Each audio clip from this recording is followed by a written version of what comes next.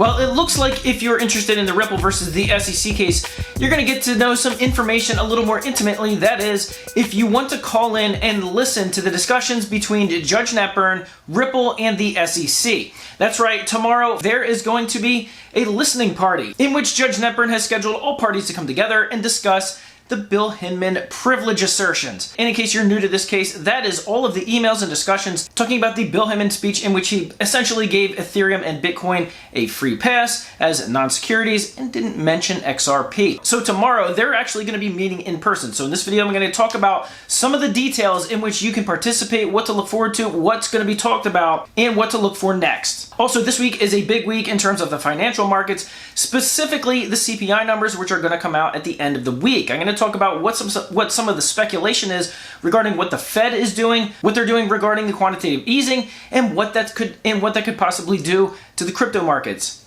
And in some weird NFT news, a former OpenSea employee was just arrested a few days ago. I'm going to tell you what they're actually charging him for, because this is about to get real and I want to know what you guys think. Hey everyone, my name is Randy. Welcome back to the Late Night Grind. Right now on this channel, we are covering the Ripple versus the SEC case, as well as other cryptocurrency news, investment markets, and personal finance. So if any or all these topics interest you, make sure you hit that subscribe button and join the Late Night Grind community. If you do three things, I'd really appreciate it. Number one, smash the thumbs up button. Watch this video all the way to the end. And of course, check out my Patreon link in the description below. All right, guys. Let's jump into it. First, I wanted to mention what is going on with this former employee of OpenSea, which is, of course, a huge NFT marketplace built on the Ethereum network. If you've heard of the Bored Ape Yacht Club, they are featured prominently on the OpenSea platform. Well, a former employee, Nathaniel Chastain, was arrested several days ago in connection with what they are considering insider trading.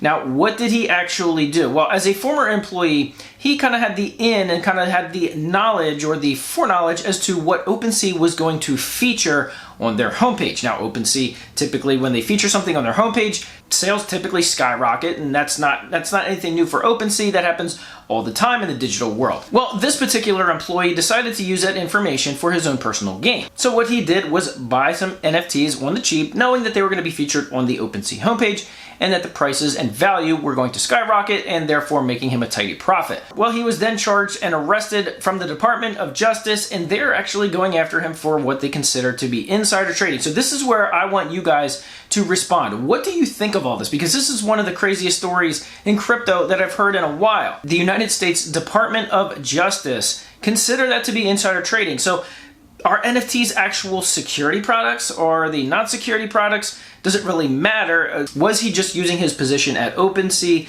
in order to essentially insider trade and make some money on his own? So let me know in the comment section below what you guys think of that. All right, so this week there are some big news coming out in the financial markets. We have the Federal Reserve, of course, going to be announcing what they're doing with interest rates, and some of the big news, the CPI numbers, which is going to come out Friday at 8:30 a.m. Eastern Time. Now, that is typically big news. So what I did was took a look at what Bitcoin has done the last 3 times that the CPI numbers were announced. By the way, the CPI, the Consumer Price Index, it's not good. It's the inflation number. How much is it actually growing by year over year? For the last couple of months, it's been roughly 8%. Every time that number is announced, Bitcoin and, well, some of the rest of the markets, they tank. In fact, the last couple of times, Bitcoin has dropped by well over $700 at 8:30 on the dot, so take that information for what you will. I'm going to be keeping an eye on it at 8:30 Friday morning, that's for sure. Because there is a lot of speculation about what's this going to do, not just crypto, but the rest of the markets, because anytime the CPI numbers come out, crazy things happen. Now, when you're talking about raising rates on top of it, which is what the Federal Reserve is talking about doing even more, now they're talking about a 1-point reserve. They're also talking about quantitative easing, in which they're going to be removing tens of billions of dollars, in fact $30 billion and then $60 billion off of their books. Now this hasn't really happened before in this type of economic scenario. So Federal Reserve Chairman Jerome Powell basically just said, listen, we really have no idea what's going to happen. We're attempting to curtail inflation with the tools that we have at our disposal, which by the way, it's not many. But basically what he said is what they're going to be trying, they have no idea if it's going to work and what it's going to do. Take that for what you will. All right, so now let's jump into the Ripple versus the SEC case, because this gets a little more interesting. I remember several months ago, in fact, back in the fall of 2021, when Judge Netburn would actually schedule conference calls in which she would allow thousands of people to call in and listen. Well, we're going to be having another listening party. This is going to be happening tomorrow. I will post the details in the description below in terms of the time, the phone number. There is a call-in pin, but the last time this happened, usually the pins were the wrong pin until about 10 to 15 minutes beforehand. The other thing is how many people are going to be able to call in and listen. Back in the fall when she would do this, there was anywhere from 3,000 to 4,000 seats available to call in and listen, and usually those were packed out. So I haven't seen anything yet on Twitter in terms of if there is a limitation.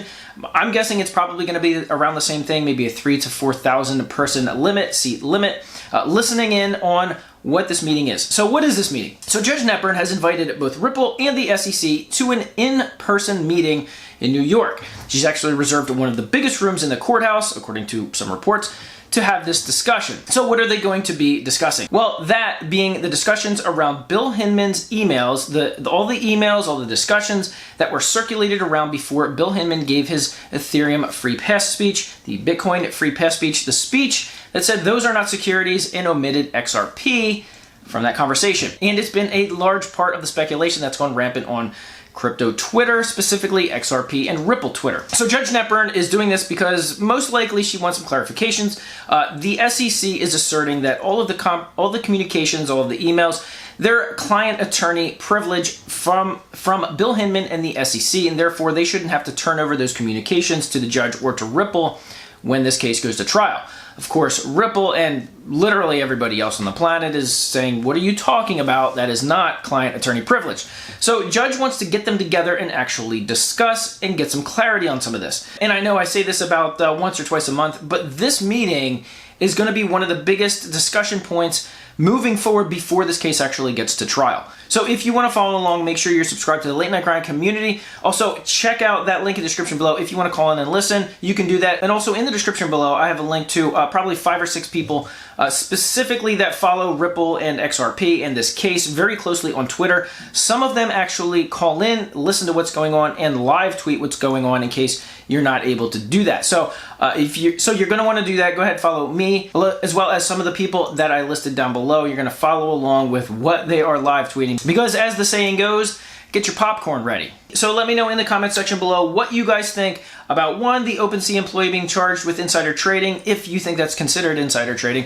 Number 2, what you think is going to happen this week with what the Federal Reserve is announcing, the CPI numbers, and what that's going to happen, and what's going to happen to the markets, specifically the crypto markets. And 3, are you going to be attempting to listen to this conference call between Ripple, the SEC, and Judge Netburn? Let me know in the comment section below. And also, if you have some questions, you want to have a conversation about it, do so on Twitter. You can follow me there on Twitter. I post a lot of information about what I discuss here on these videos, but I do so typically beforehand and can get into more detail on Twitter. So once again, thank you so much for watching this video all the way to the end, for smashing that thumbs up button, and as always, I'll see you guys on the next video.